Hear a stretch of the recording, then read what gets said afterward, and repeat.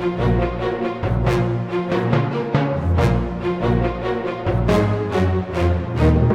welcome back to The Horror with your host with the most, Janabelle, as always. Welcome back. So, I just finished watching a movie on Shudder, I believe is also on Amazon Prime. Possibly, if not, I'm sorry for lying to you. But that movie is, if you couldn't tell by the title of this movie, Henry, Portrait of a Serial Killer from 1986. Now, I have seen this movie once before, many years ago, when I was still a kid, like maybe junior high-ish. Yeah, I don't know what my mom was thinking letting me watch this movie when I was so young, but once again, I think my mom was just like, as long as me and my siblings were not killing each other, she did not care what we're watching, just shy of freaking porn. So I'm just saying. So this is definitely not a kid-friendly movie, but I know a lot of people have seen this movie. I also feel like there's a lot of people who have never seen this movie for whatever reason, whether you've never heard of it, maybe just recently stumbled upon it. But this is an excellent movie. Very much, if you like something such as the original Maniac. Now, with that being said, kill-wise, very different. You're not going to see like the same kind of kills in Henry as you are going to see in Maniac, but storyline-wise, very well, I shouldn't say similar, but if you like that sort of very dark, dirty, just grimy sort of story, this is right up your alley. I definitely enjoyed it. Enjoyed watching this, revisiting this one. Like I said, it's been many years. We're talking like 20 plus years since I've seen this. Very sort of simple story, I feel. Nothing too complicated, but it works. So Henry basically is rooming with his buddy, I'm assuming from prison, because they both did some time in prison for, I believe, both killings, for murders, I believe. I know for a fact Henry, because we do find out that he had killed his mom. According to Henry, when he was about 14, the way he did it, there's some speculation there. We were given a few different ways that he killed mom. One from his mom, but one way from, we find out, is from Otis. He kind of tells his sister Becky, because Otis's sister Becky just kind of moved in with them. She just split up with like her ex or whatever, and just trying to get her feet on the ground, trying to earn a little extra cash. But she kind of finds out Henry did some time and everything for killing his mom. I think he said that he beat her with like a baseball bat or something. She kind of approaches Henry about it. Just like, oh yeah, I kind of know, like, hey, what happened? We get like 2 or 3 different versions of how Henry killed his mom.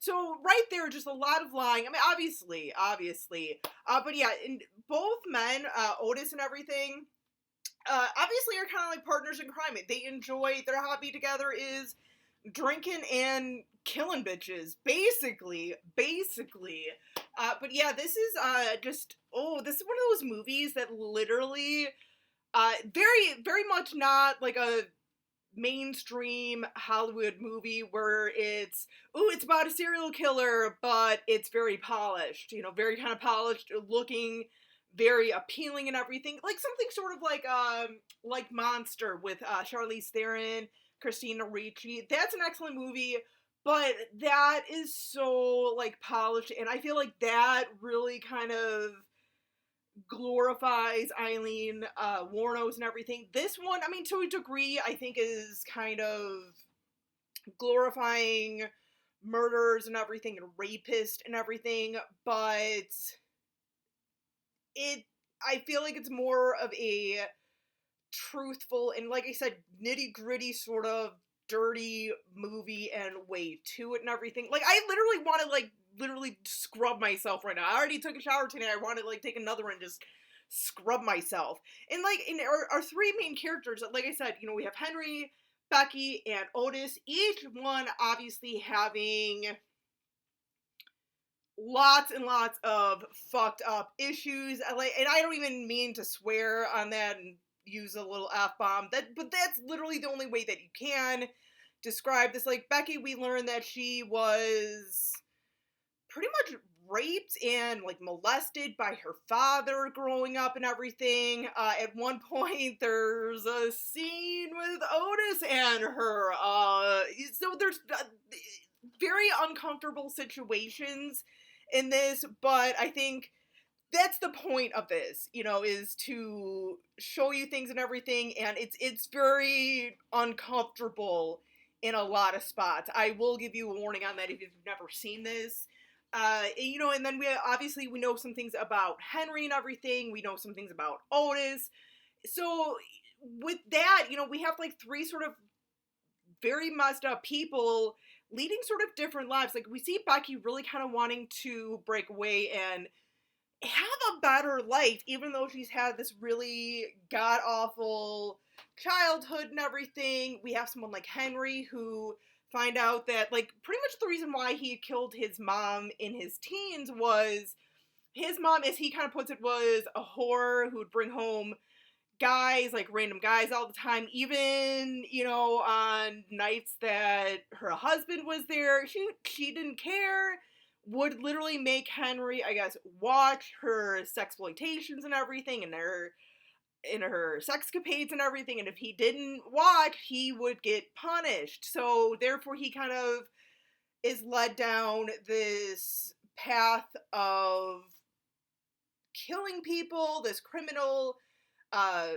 life that he leaves and everything. So it's just so many different things, and you kind of see how an upbringing, how a messed up childhood, you see the different ways that people kind of cope with them and everything. So I think that in this movie really worked effectively, like, especially for something in like 1986, really is effective. I'm glad that they did kind of like go that route, because you do see a lot of people with similar situations growing up, or in their young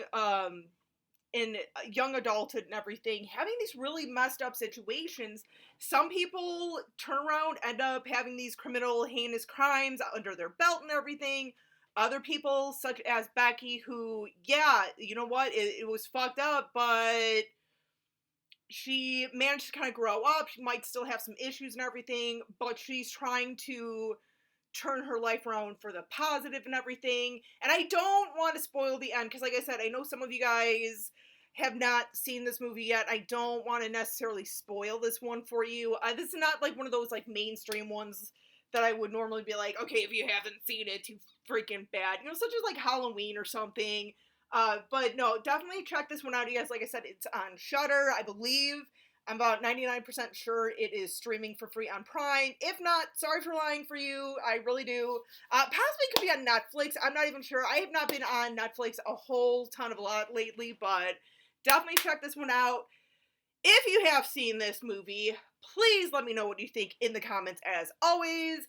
Till next time, stay creepy, classy, and a little bit sassy.